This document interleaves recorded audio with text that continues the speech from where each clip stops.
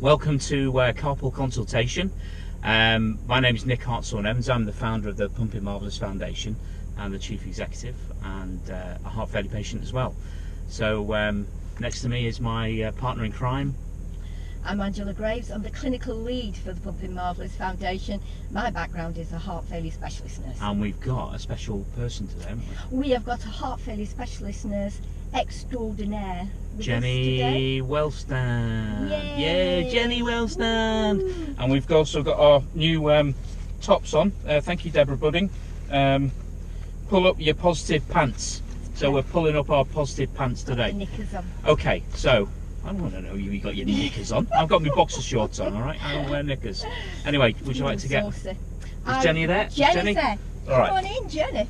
We're out in Chester today, aren't we? Yes. We're in glorious Cheshire. So let's come to get our Jenny in glorious Chester. Hello, Jenny. Hello, hello. Bit cold out there. Sorry for keep you waiting. That's okay. It wasn't raining, so it's good. And we're on the red flashing thing on there, are we? We're on a red flashing We're thing. red Yeah. flashing. Okay. So we're going to. Knickers are flashing. I don't know what's going on here. It's a bloody charity. Okay. So here we go. Here's Jenny's selection. Anyway. Oh, hang on.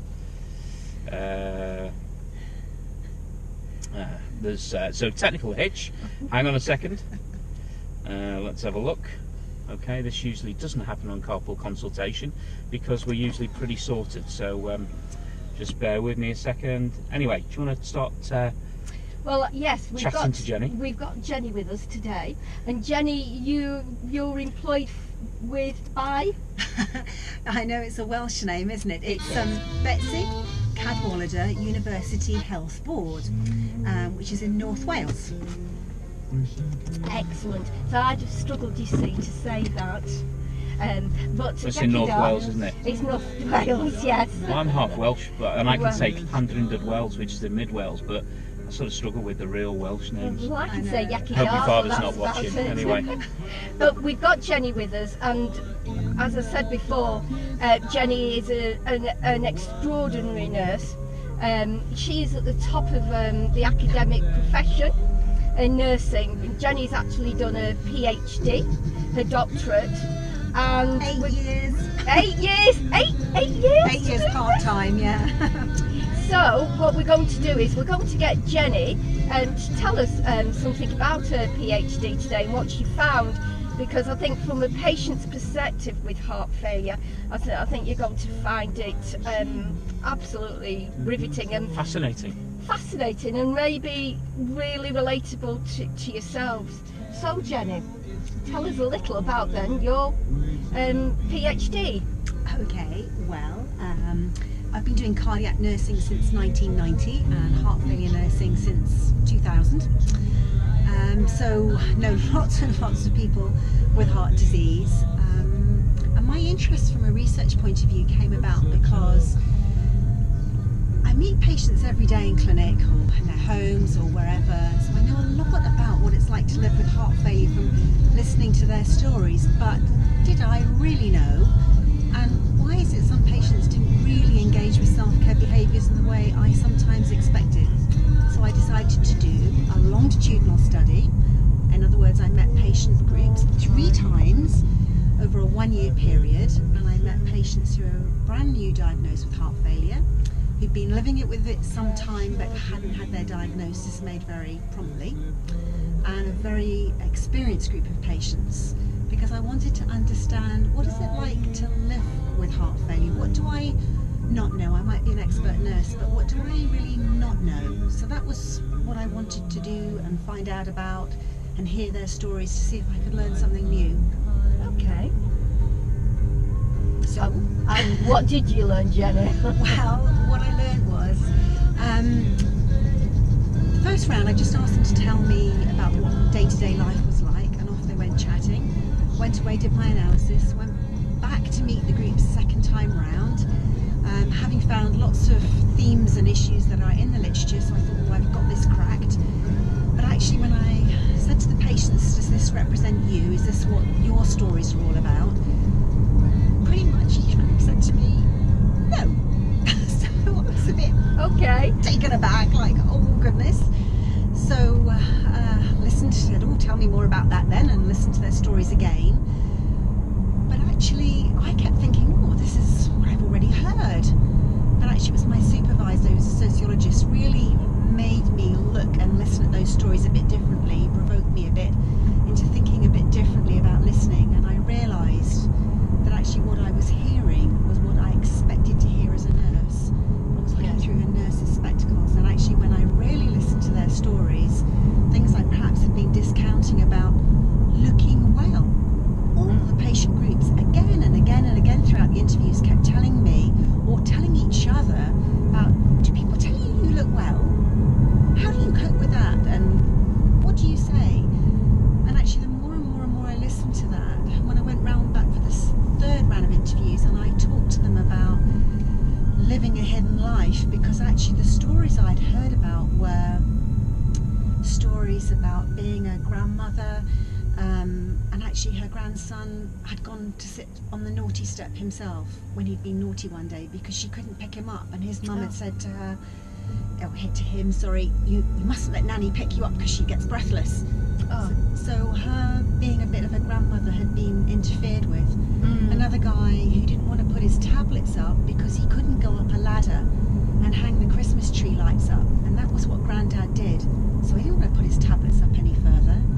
I heard stories about, why do you want me to put the tablets up? I'm cured, it's gone, it's resolved.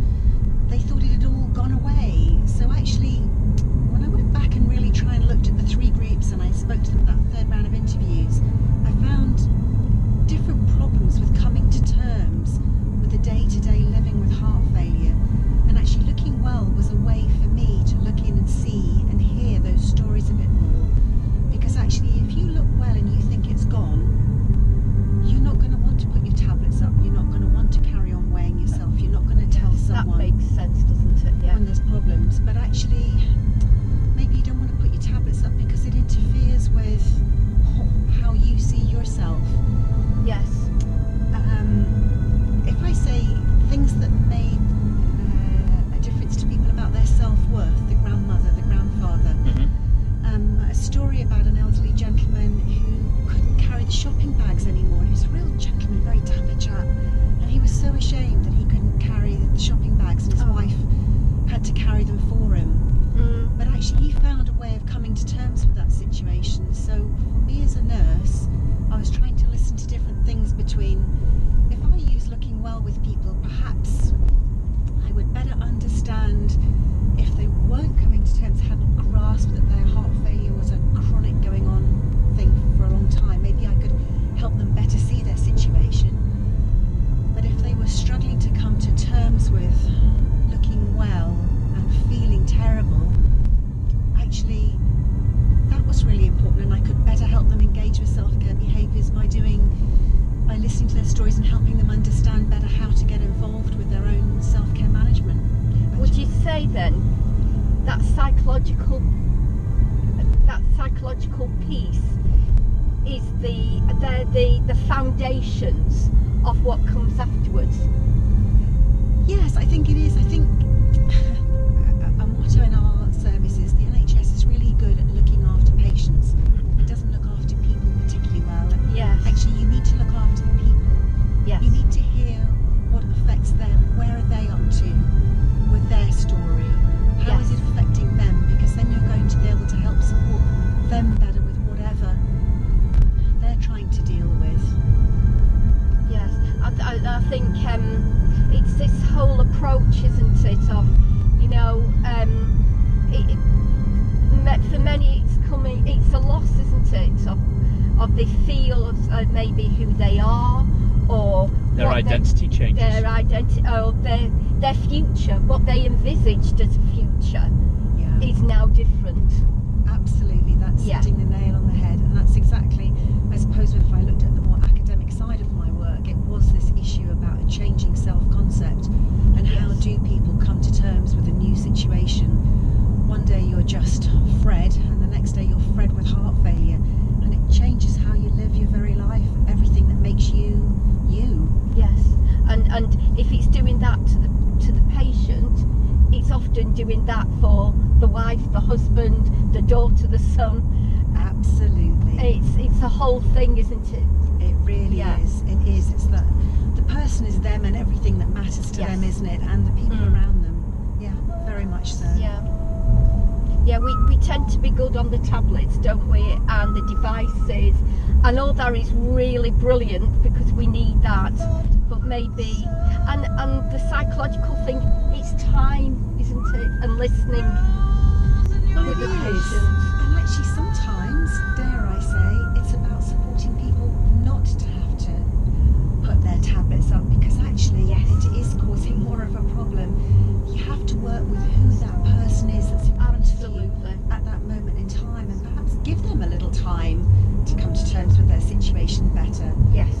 Sometimes that's very important too for them. Yeah. The all our best guidelines and evidence may always say we need to get that tablet there, but we need to look at the person. Well, I sit in so many meetings and discussions around drug concordance and how the people take them every day and sort of prescription, and that seems to be a really dominating feature of what people perceive self-management to be, and it isn't. Absolutely. It's actually telling or explaining to the patient why it's so important to take it, and get them to believe in the actual drug or the drugs or the intervention or the therapy are making a difference to them, and it's making a difference to their ability to be able to lead a normal life. It's not about reducing heart rate and reducing or increasing the pump function. It's about how it affects them on a day-to-day basis. Absolutely, that's exactly it, Nick. It is very, very difficult for people, and some tablets do come with side effects, some treatments come with side effects. That's very hard for some people to work and deal with, actually. It's not always that easy, and actually for many patients it's fantastic. We've got new technologies that are really helping and new research that's making a massive difference to heart failure, but actually for a lot of people it is just about good medical management. But it's about them learning to look after themselves too. It is about the weighing, looking for fluid. It is about learning who to contact and how to do that if there's a problem. Sometimes that's just as important as the tablets, actually. And how to influence situations that are beneficial for them. Certainly when patients don't, it's a very pretty village, isn't it? It's glorious. Where is this? I think this is Frodsham. Frodsham. We're Well, that was like Frodsham. oil and gas and everything.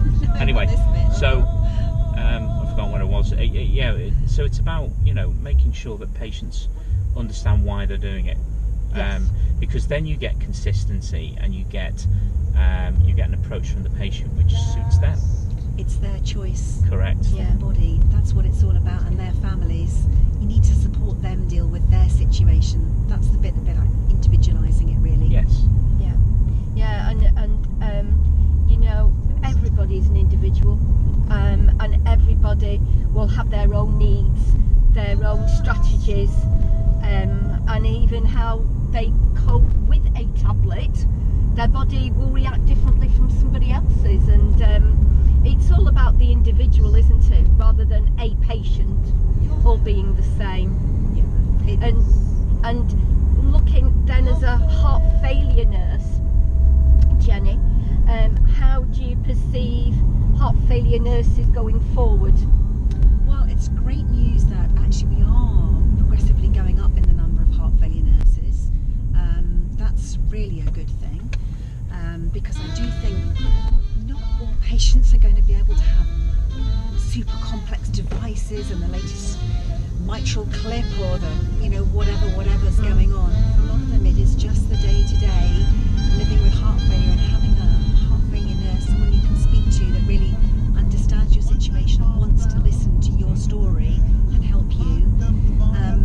That's what it's really, I think, all about. I hope all patients have access to a heart failure nurse at some point, or can contact somebody again, perhaps if they've already been discharged. There's somebody they can get hold of, speak to for some advice. Yeah, I mean, I think that's what the patients involved in the Facebook group on Pumping Marvellous, I think the role of the heart failure nurse and what they feel about the heart failure nurse. It comes over time and time again, just how prized and rated and loved these nurses are to patients and carers. Would you agree with that? Yeah, the primary person who the patient thinks is most valuable to him is the carer, because they live with them. You know, heart failure is a community condition. It's only when things go wrong do you tend to, or things that are planned, you go back into the hospital system. It's a community problem, and so therefore the carer's with them all the time. But then they absolutely categorically say that the ones that have got heart failure nurses, and not everybody does have a heart failure nurse, as we know, which is wrong.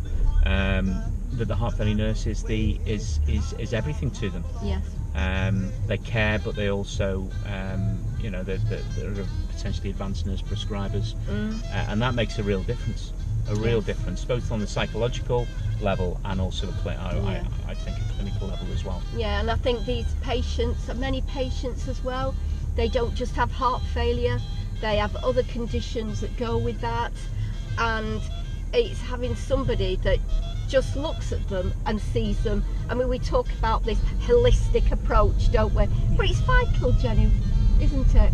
It is. So much information from healthcare professionals can be quite conflicting sometimes, actually. And some medicines and things and treatments can be quite conflicting depending on the condition you have. So you really do need somebody that'll take a step back for you and support you with everything that's going on. Not just your heart, because sometimes it might be your lungs, your kidneys. Absolutely. There's so many different things on the go here. So this is why the heart failure nurse needs to be the hub for the care of heart failure patients, and because the heart failure nurse can plug the patient into all the different referral pathways. We're talking a bit NHS-y there, but all the different things that can help, like cardiac rehab or heart failure rehab, dietitians, psychological support. The most important person might be the super specialist diabetologist, because actually there's a really complicated thing going on here with the diabetes or the kidney or whatever else. Teams are what make good care. I like that. Teams are what make good care. I like that a lot. I think we shall note that. I think that is a real good. But I think you're really true. And it's not that the heart failure nurse is going to solve all those problems, but she can get the right person to solve the problems. And it's that another NHS term, but case manager. And that's where all the evidence is saying. So a case manager is what? The case manager is there is the leading person involved in that care that takes it and brings in the other specialities. Right. So, and I think the evidence would suggest it's when the nurse takes that role that the heart failure nurse is the most effective. So, yay for the heart failure specialist nurse. Yeah, goodbye Frodsham. There's a traffic jam in Frodsham. What's all that about? Frodsham is very pretty. We can recommend Frodsham. So, but I think that's a bit of my pull in my research there. When I meet patients now, either new patients or existing patients, I'll often ask them about, do people say to you, you look well? And then I really listen to what I'm being told, because that might help me gear around where their problem's actually at. Yeah. And actually sometimes it's not always the heart that's the issue, which is just the things you've been talking about there. And actually any nurse can ask that, a community nurse, a hospital nurse, it doesn't matter. Actually learning to listen to that story perhaps. Wouldn't it be really good to bring some information out based on your research? And the Pumping Marvellous Foundation brought out and said, here's a piece of work that has all the evidence behind it, and you know, read it and understand your patients. Yes, I think because it's really difficult, isn't it, for healthcare professionals to come out of the zone of treating. Yes. When actually the treating may not be the big problem. The big problem could be the psychological aspect of how this condition is manifesting and creating potential. Keep your hands on the wheel. I'm really sorry. Sorry. You know, but how about if we work together to bring that type of thing out? That'd be really good. I think that would be great. It would be really good. I think it would help patients a lot. So, has anybody wanted to fund that? Then, if you're watching this, don't forget. No, I think that's very true, and it would. I think it would be really good for the professionals, because time is so precious, and you know, clinicians have this huge caseload, and they're trying to get through everything, and sometimes it's easy to miss the vital bit, which is listening. So the undiscovered thing for me is, I mean, how old are we? 4 years now. Yeah. We're only 4 years old, and heart failure affects one. Well, it depends who you speak to, but NHS say 900,000 and NICE do. Affects up to, and we're sort of the first real patient group. So what's the value of the patient group, Jenny? Oh, huge, Nick. I'm just so pleased that you have one and that we're working so closely with you now. It's great news, because interestingly, when I did the research, the 3 groups, when I got to the finish of it and I said, that's it, thank you very much, and it's been lovely, thank you for coming and your time, all of them said to me how disappointed they were that they weren't going to meet again.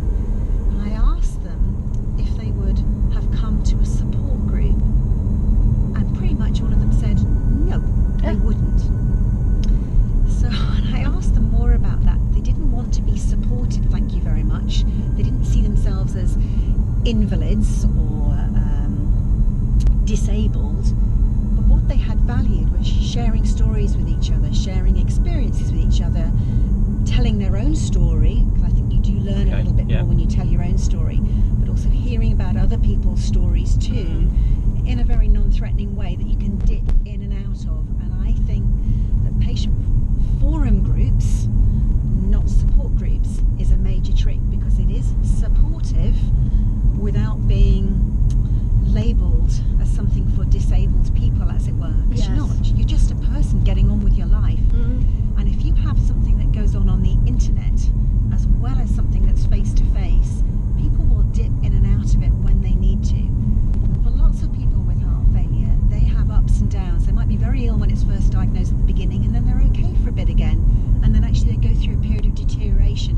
That might just be the time when they need the support, and they can dip in and out of something and be as anonymous as they do or don't want to be. So I am a huge fan of Pumping Marvellous and opportunities to do that, and I wish we had more, you know, chance for people to join in with things like that, because they can choose themselves, and that's the key.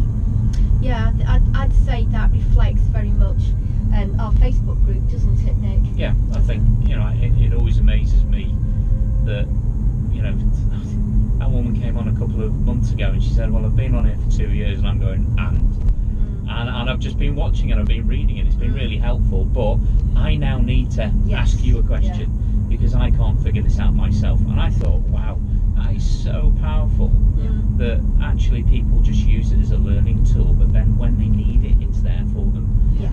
And that's an online community. Yeah, definitely. So, dip in and out. Yeah, it's that dibbing in and dibbing out. I think it's very Lancastrian. Dib in and dib out. Dib in, dib out. Yes. But popping in and popping Cheshire, out. darling. We're in Cheshire. I know. Sorry. We've sort of. Well, Cheshire Council needs to sort out the potholes. Because this car is getting battered. He's got a thing about potholes. Yeah, don't get on me on it. Anyway. Damaged wheels and tyres. Yeah. Well, I'm going to say to Jenny now, we've had some fantastic music this morning. So, Jenny, why the music? Okay, well, 4 tracks. So first one was Rolling Stones' Ruby Tuesday, which was the very first concert I ever went to at Wembley when I was about 19. So it was Don't say how many years ago, Jenny. No, a few years ago now. Second track was Out of Africa, which was such a brilliant film. I was so moved. Which is this one? Which is this one? Early 20s. It's quite soporific, really, without the image of the landscape. Yeah. I know, but did you see the scene with the flamingos when they all flew up? I was so entranced by that, and I had a chance to go on a safari, and I was so excited. I made sure I was going to go and see these flamingos, and got there to Lake Nakuru, wherever it was, and there was about 30 flamingos, because they'd all just gone to another lake down the road to breed. So all that way, and didn't get to see the flamingos. It's interesting, isn't it? Why flamingos are pink? Yeah. Isn't it? Is it something to do the with what they crustaceans eat or something? Yeah, it's all to do with what they eat. and all that sulphur and acid and everything. So, Yeah. And then my third track was Roberta Flack. First time ever I saw your face. She's going to say something romantic. So yeah, that's for my husband really, because that was when we first met out in Ireland. My husband's Irish, and we fell in love. So this track has great meaning for me. And then my Get last the tissues track, out for Angela. Right, the next carpool consultation. Okay, we're gonna have to bring some bloody tissues. Well, my last track, which I'm sure none of you will believe, was Nobody Here But Us Chickens. It was all to do from my days of being a Lindy Hopper or a jitterbugger. A jitterbugger. Jitterbugger. Oh, a jitterbugger. Was she thrown up and down, under and out? And... Oh yeah, did all the air steps. Yeah, Oh enjoyed all my that. Yeah. What? Sorry, you've completely lost me. So this is dancing to big band music, swing music. Right, yeah. So absolutely brilliant fun. I absolutely loved Lindy Hop, and I remember going for a weekend camp, and this song just got in my head. It was the first time I managed to do the basics and variations to this song, so it has great resonance for me. That Nobody Here But Us Chickens.